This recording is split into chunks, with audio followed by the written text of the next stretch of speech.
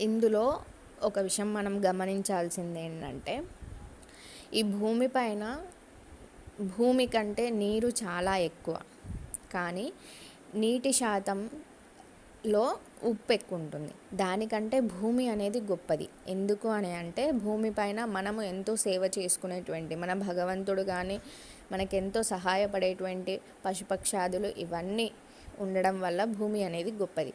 ఈ భూమి కంటే భూమిని మోసేటువంటి ఆదిశేషుడు గొప్పవాడు.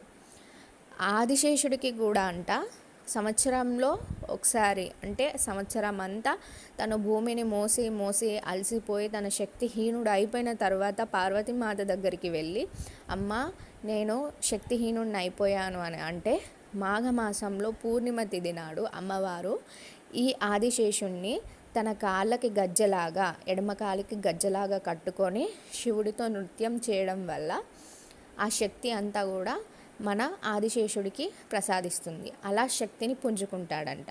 అంటే ఆదిశేషుడు కంటే పార్వతి అమ్మవారు గొప్పవారు. పార్వతి అమ్మవారి కంటే శివుడు గొప్పవారు. ఎందుకంటే తన అర్ధభాగాన్ని ఇచ్చేశాడు కాబట్టి. శివుడి కంటే గొప్పవారు ఎవరో తెలుసా? శివభక్తుడి యొక్క మనస్సు. ఎందుకు అంటే, శివభక్తుడి యొక్క మనస్సులో శివుడు పార్వతి ఇద్దరూ ఉంటారు కాబట్టి. అందుకని శివుడు ఏం చెప్తాడంటే, తన జోలికి వస్తే తను నవ్వి ఊకుంటాడు, కానీ తన భక్తుల జోలికి వస్తే మాత్రం తన కోపాన్ని అస్సలు ఆపుకోలేడు.